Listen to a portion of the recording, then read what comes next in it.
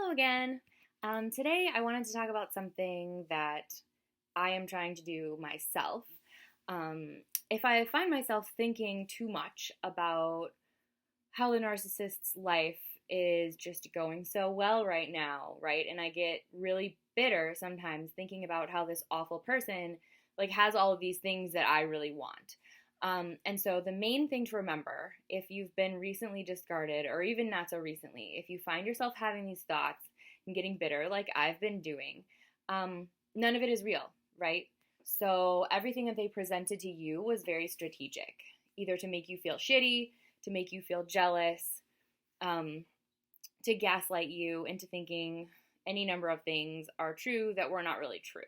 And it's the same thing that they do with their friends, right? So if their friends think that they're awesome, you know that they're not even close to awesome, because everything that they tell their friends, again, is very strategic because they're all about their image. So I just want to remind all of you and myself to not get stuck in this world of, oh my God, they have it so good, wishing that you had those things too, or maybe on some level even wishing that you were still kind of a part of it. So for me, things that I'm pretty bitter about are that I know that she was going to move into this super nice apartment that's near the lake, in an area that I would really want to live, and now I'm not going to live there because I don't want there to be any chance of running into her. I also am pretty confident that, because she's so manipulative, she'll do really well in job interviews, and I'm sure, land some tech job and still be making tons of money. But again, I think just remembering that the way that they portray everything to us is not real. So even if they, make it seem like, oh, I just got the best job ever, they're still miserable people, right? So, every other week or even day, there's going to be something that's making them miserable. Or they don't love this job, but they're just telling you that because they want you to be jealous or whatever.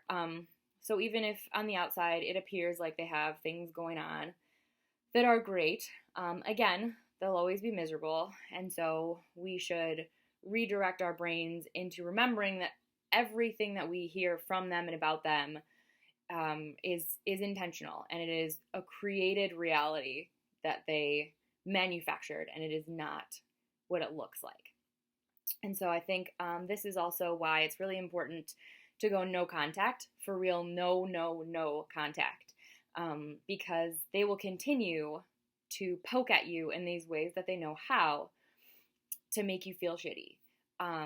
Even if, for example, with mine for a while, I blocked her, and then out of curiosity, this was stupid, don't do this, I unblocked her, because she was doing this weird thing where, she discarded me, and then made me think a lot of things that also probably aren't true, but I got so furious about them that I was like, I will never talk to you ever again, block. And then, out of curiosity, I was like, let me see if she's still texting me, because for some reason, of course, right, the fact that I was like, no, done with your shit, made her come back and start sending me all these sentimental texts and taking photos of where she was and saying how things reminded her of me. And of course, that was another thing that she had created, was when she discarded me, she was on a plane and was like, oh, very matter of fact, I decided on the plane ride that I don't want to talk to you anymore, and we're not going to do this. And I also deleted all of our pictures, right? Stab, stab, stab. But once I was like, good, fuck you, I'm talking to you never again, then she started sending me those pictures that she supposedly deleted. So again, they'll tell you any number of things, and they'll stick in your head, and you'll be like, how could you delete all of those pictures in one plane ride and be completely done with me? Oh, you didn't. Almost none of what you say is true. Okay. But again, go no contact. Otherwise, when you unblock them for a second to check if they're still doing those weird things, like texting you, it feels really good to be able to not respond. But also, you're going to be sent things that make you think that their lives are so great. It'll be a hint at, or it'll be something about, the great job that they got, or how, their friends are so awesome, or, I know that mine was supposed to, of course, go back to California, I'm sure, to see the fucking ex that she was texting the entire time we were together, for her birthday. And so, I need to figure out how to get my brain through that chunk of time that I know she's supposed to be out there. But another good thing to keep in mind is even the things that they had planned are probably not going to happen, are probably not real, are probably not what they told you they even were going to be. Like, for example, while we were still on and off together, there were so many things that she would want to plan. One of them was like, oh, I bought these concert tickets in Nashville. Let's take a road trip. I never even took the time off work that I would have needed to go there because I knew that something would be wrong in her life, or she would start a fight with me on purpose or something, and we weren't going to go. And that happened multiple times, where I just didn't even take the time off. And it was the same thing with this, birthday trip. Didn't take the time off because I figured I would get discarded before then, or she would have to find a way to not let me go there because she was actually going to be doing something shady, but then would make it seem like she was just so sad now that we were broken up and that I wasn't coming. And that was kind of another like nothing that they say is real kind of a deal.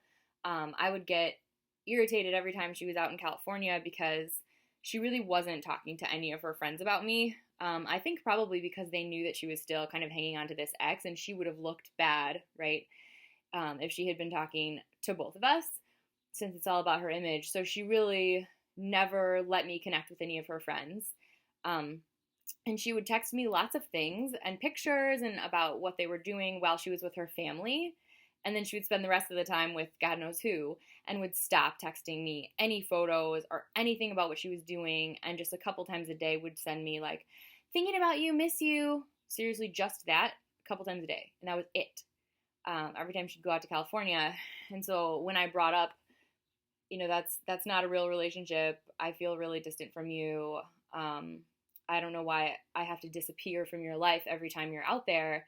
Of course, then after the discard again, when I was like, fuck you, I don't need to talk to you anymore ever, then it was like, but I was telling everyone about you. I was talking about you constantly, because you were going to come back out here for my birthday and I was really excited. No, you weren't. You definitely were not. That was one of those things again where I was supposed to feel bad because, oh, look, she had done the right thing. When I had asked about it as it was happening, all she would say was, yeah, everyone knows about you. Not like, oh, I told so-and-so this thing about you, or so-and-so says hi, none of that, because it wasn't true. So yeah, just a lot of reminders of that. Anytime you feel bad about something that maybe could have been saved, or something that they tell you they were doing that was right or good, no, you know in your gut at the time that it was happening, the reason you felt so shitty was because, yeah, they were going off and lying to you and not including you in their life in the way that you wanted, or in a way that a normal person in a relationship would do. And so just because they go back and try to tell you what they were actually doing, no. It's just a created reality. So another one of these things that I got pretty bitter about with my most recent, the covert narcissist, it was just like, God, how do you have all these friends? I was having a really hard time having moved back to Chicago kind of a year ago, and not really feeling like I have a solid group of friends or people that I could consistently hang out with. So like, there were when I would be in and out of this relationship and I would feel lonely on the weekends, sometimes it was kind of anxiety producing because I didn't want to sit at home on the weekends knowing that she had plans with any number of people and I maybe couldn't find anyone to hang out with. And then you think, oh my God, this is just an image thing too, right? Like, she wants to look like she has loads and loads of friends and so many things to do. First of all, because I was always saying that I wanted to be more a part of her life. So it served her well to make me feel like shit and always have these plans and always be prioritizing other people, but could never prioritize me. And also, none of them are these great friends that she makes them out to be. I know that, she was the one who was in Alcoholics Anonymous, and I know that the culture there seems to be that you invite people to hang out all the time, kind of, I don't know, for something to do or to support each other while you do an activity and kind of take your mind off of things. And that's great. But that was one of the reasons that she always had an invitation to something. And the way that she would try to talk about some of these people, though, was really like, oh, we're just the best friends. We can talk about anything, blah, blah, blah. And then she would never let me meet them, right? Of course, because then I would see that, like, none of this was real either. You don't have these really great friends. You're trying to make me feel like there's this competition to be really close to you because you know that that's what I really wanted, to have this emotional bond. And so it serves you really well, again, to have me stay home and take care of your dog while you go on these road trips with people, not ever me, who you're just so close with. And there was one time when I accidentally met one of these people, and I say accidentally because the narcissist invited me to hang out with her in the park one afternoon, and unbeknownst to her, she was going to run into one of these people from AA, who she really hadn't known very long, but had been trying to say was like so awesome, and then I met this person and was like, whoa, she's like really a lot. Like, I'm sure she's like a decent human, but it was like, I need a break from you. You're so everywhere. And then I was like, oh my God, she can hang out with anyone because, first of all, she just needs attention, right? So it doesn't matter who she's hanging out with. It can be anyone. And second of all, because she doesn't really have a good sense of self, right? So, for me, I know exactly what I want in a friend or a partner, especially now I know that. But, if you feel really strongly about a certain issue or something, then you might choose people who feel similarly or who can really connect with you in that same way. And she just doesn't really have that. So she seriously can talk to and hang out with anyone and be a chameleon and fit in with them. And I was feeling so bad about myself that I couldn't find these people, so quickly like she does and just be incredibly good friends with them immediately. But of course, that's what she does. And again, none of it is real. It's just anyone who's willing to hang out with her, she'll go do it. Let's see. What else was I going to say? I guess I'll say a little bit more about if your brain is kind of racing and trying to think back through some things that they said to you to try to make you feel bad. If you're kind of thinking, oh, maybe I overreacted or maybe they were kind of doing the right thing. Again, none of that was real. I have another example, which is that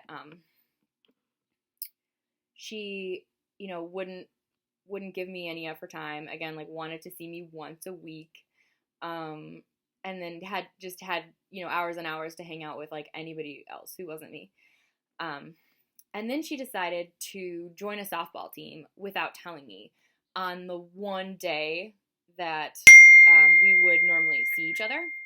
And of course I was furious because how do you do that? How do you prioritize that, something completely new, when you're already like, I have no time, and now you joined a team and you have all day games on Sunday in addition to practices, in addition to a ton more people to hang out with. Like, I'm gonna kill you.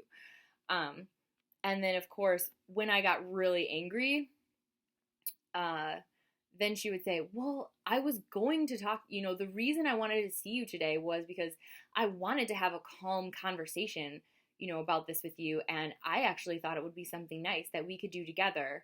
No, this is your thing that you're going to do, and you think that I should drive a very long way out of my way to go sit and watch you, which is not hanging out with you, to do this thing that was for us, right? Twist, twist, twist, and gaslight. You weren't going to talk to me about it. You had already bought all the equipment. That's how I found out. Is I came over and I was like, why do you have these cleats in this softball glove? Like, what's going on?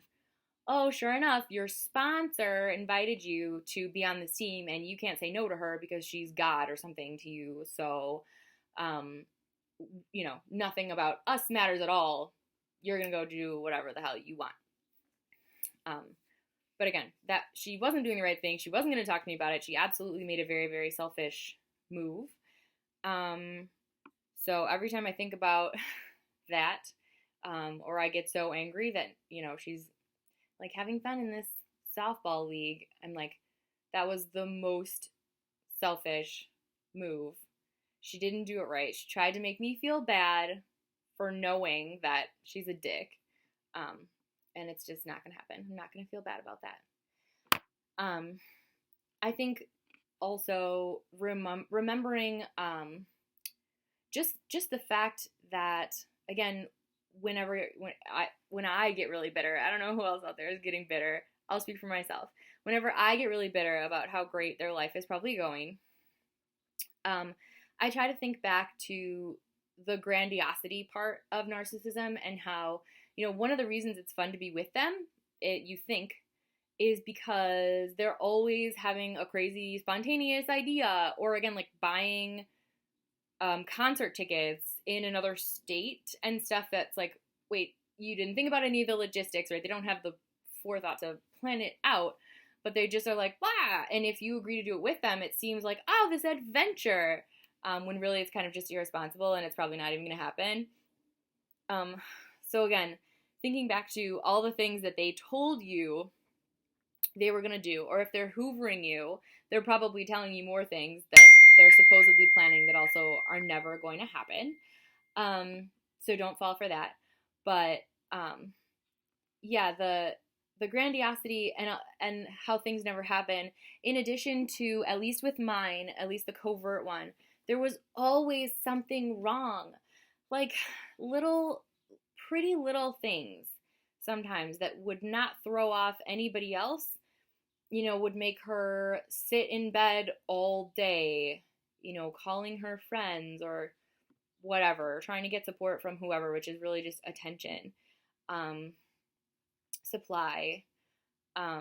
There's just some constantly, if it wasn't a problem that was just with her that was clearly affecting our relationship, that I should have been supporting her through or whatever, and, never thinking about myself, never telling her any of my problems.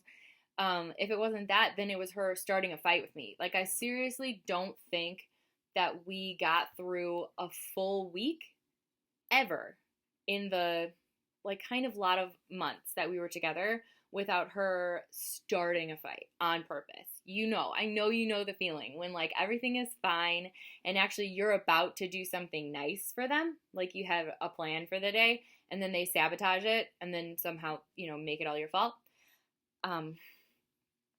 Yeah, so again, if you think that their lives are going well, there's still always going to be something. They are not well humans, and they're going to drag whoever else is involved down with them, and just be glad it's not you anymore.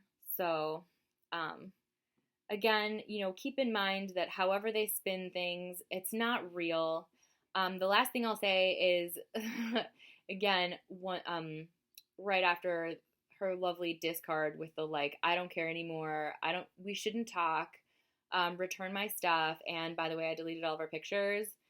I was just beyond furious. How do you get to be the one to do this again? I know you know the feeling. And so I went for it, and I just wrote this email of all the ways that she was completely awful to me. And I sent it because I really was like, I don't care. I don't care what she thinks. Again, I never got to really be in touch with or meet almost any of her friends. So, I don't care. You can do your smear campaign, and I don't know those people. So, whatever. I'm never going to meet them. I don't care. So I did that. And then, of course, these things got used against me. She said, I spent the whole day in bed. No, you didn't. You're fine. But I was in bed, calling all my friends to just show them the email that you sent me, so that I could be held accountable. Bullshit. There's no way she showed that email to people, because the stuff that I said is so awful about her. But, she wanted me to think that she was being such a good person. One thing that I do believe is that she could have told everyone that I had been really, really mean so that she could get attention. Fine, I don't care. But there's no way in hell that she was like trying to ask her friends if she really is a bad person. Go fuck yourself. And then in addition to that, of course, guess who one of the people she had to call was? The fucking ex-girlfriend that she was texting the entire time we were together. But she had told me that she cut her off and blocked her and blah, blah, blah, months and months and months ago. I am absolutely 100% sure that that never really happened, because I figured out that they were, of course, still connected on like Gmail, GChat, Instagram. She thought that was fine to still be connected to her on, and I was like, oh, no, let me watch you block her. But yeah, so then it was like, oh, it was my fault for being mean, telling the truth, about how terrible she was, because then she needed to go to the ex for support. I'm sure that she's been in contact with this person the entire time anyway, but I was supposed to feel like, she let go of her for me, but now that they're not together, she might as well be friends with her again. Whatever. And then, of course, she admitted that the reason that she keeps this ex around is just for emotional support. It's just supply. It's just attention. You're using her like you use everyone else, and you don't see any problem with this. So anyway, I'm sure that a whole bunch of that isn't really true, or that there are like 16 lies mixed in there just to make me feel bad. But again, none of what you're thinking about, what they told you, is real. None of what they're doing right now, saying it's so awesome, is real. None of their friends are as close to them as they really make them out to be, because they can just hang out with anyone and make anyone feel like they're really going to get invested in them, but they never, ever, ever are. So that is where I will end that. If you have anything that you would like to add, maybe about some things that you were told that are not real, go ahead and let us know in the comments. And yeah, I hope you have a really good narcissist-free day.